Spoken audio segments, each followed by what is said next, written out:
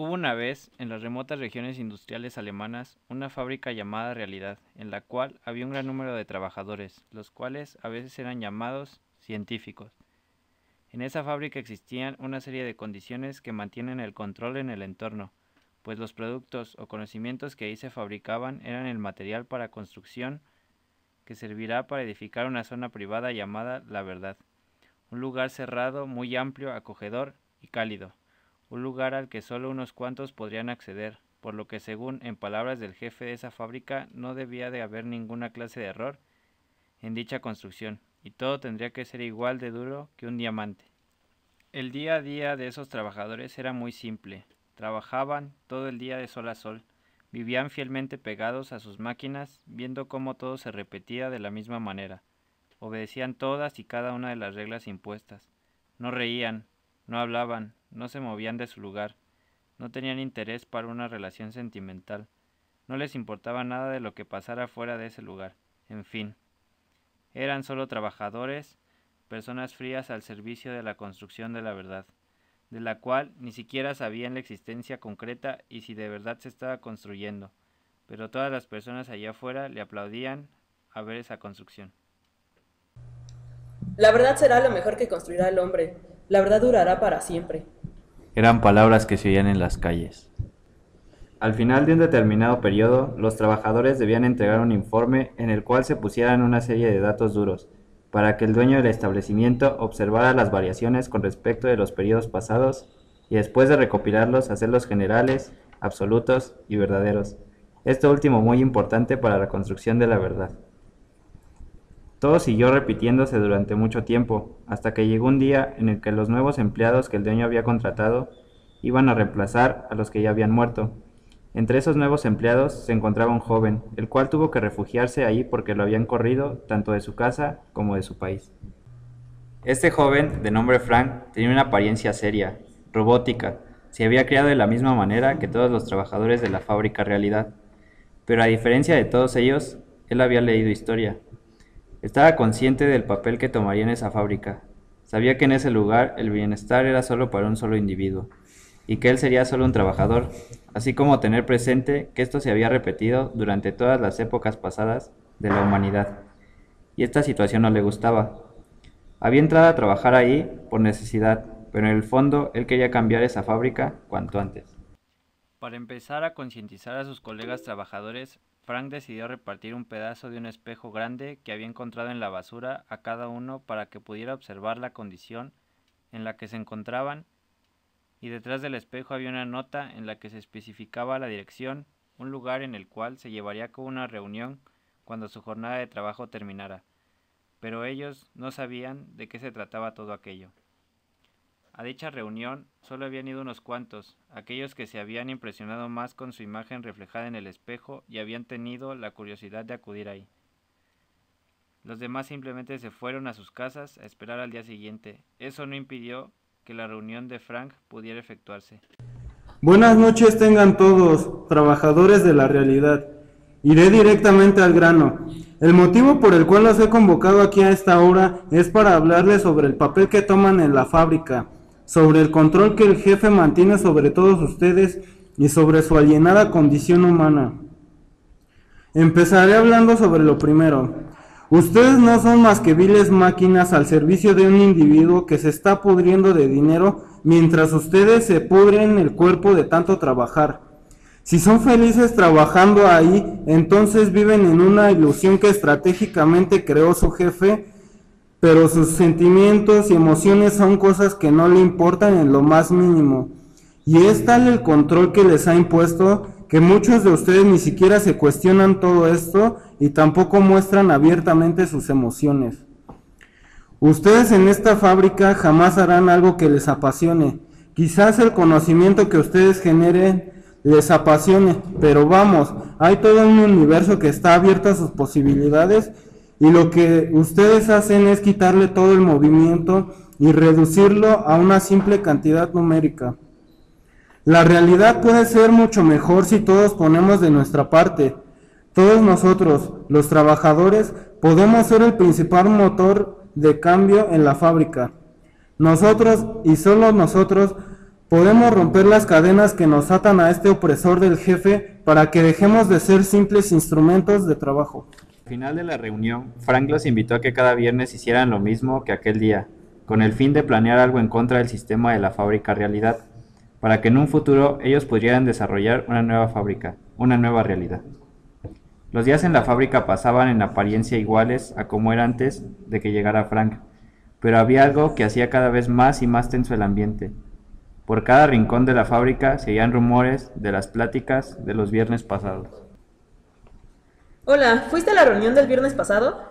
Hola, sí, de hecho yo siempre voy.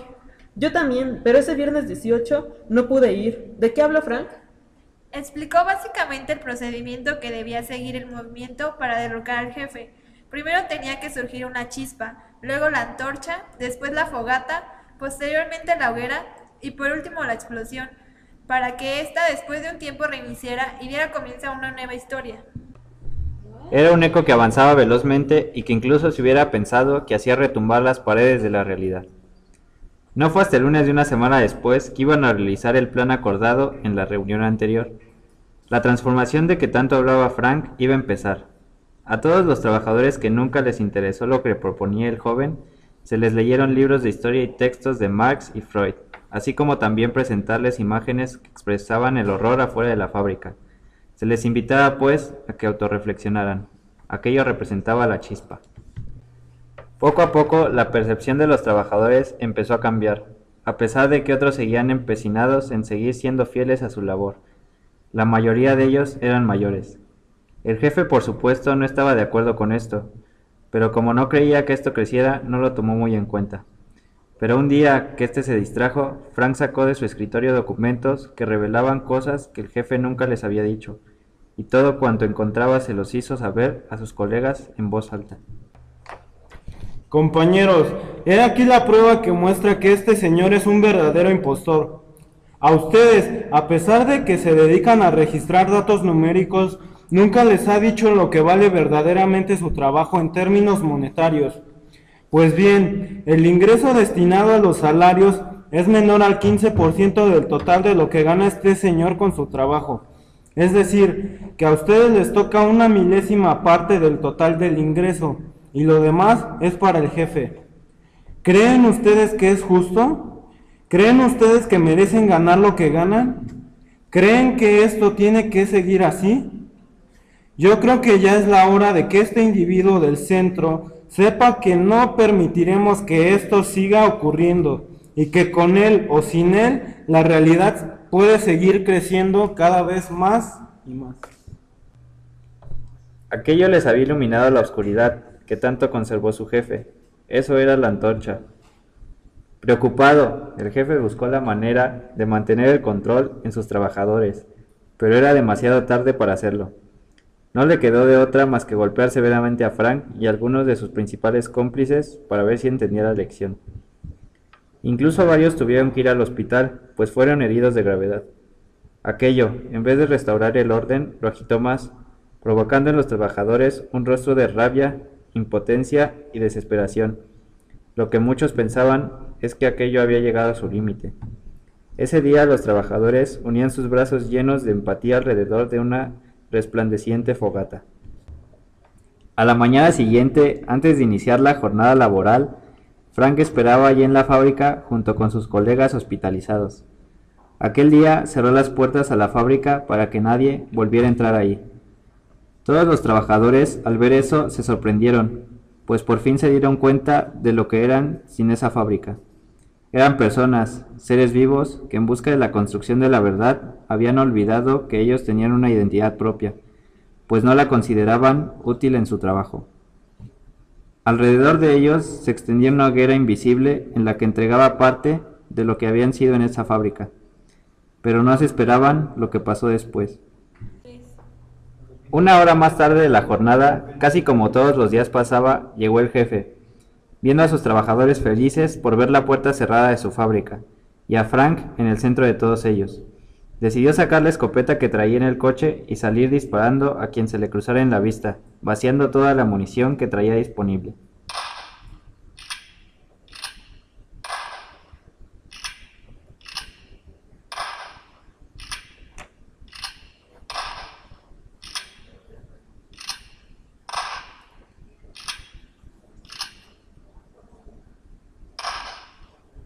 Al menos 6 personas habían perdido la vida. Los demás se quedaron sorprendidos al ver el grado en el que la situación había llegado. Los que no confiaban en Frank ahora le echaban la culpa de lo sucedido. Otros más lo maldecían. Y los que él creía a sus camaradas en todo aquello no supieron qué hacer. Al ver la reacción en sus trabajadores, el jefe les dijo que quien quisiera seguir con lo que se había gestado en los últimos días en su fábrica, terminaría igual que los que había asesinado, además de que perderían su trabajo. Y en cuanto a Frank, decidió correrlo sin más. No le importaba lo que hiciera después, ni que siguiera vivo. ¿Ven? Ese Frank fue pura mentira. Diablos, y yo que confiaba en él. ¿Qué vas a hacer tú, McFly? No lo sé, quizás me iré a Norteamérica, la llamada tierra de las oportunidades. ¿Y tú qué harás, Mari? Pues yo pienso seguir en la fábrica. No pienso perder mi trabajo por culpa de los rebeldes. ¿Tú qué harás, David Mann? Pues yo me quedo aquí. Al día siguiente, los trabajadores que no eran seguidores de Frank regresaron como si nada hubiera pasado anteriormente en ese lugar. Quienes sí lo eran estaban indecisos de seguir ahí o irse a trabajar a otra parte. Frank decidió seguir su camino por su lado. La explosión que tanto anhelaba jamás llegó a efectuarse. Solo quedaron pequeñas llamas en la fábrica que el jefe intentaba apagar por cualquier medio posible. Y para esto le sirvió mucho de ayuda la comunicación masiva.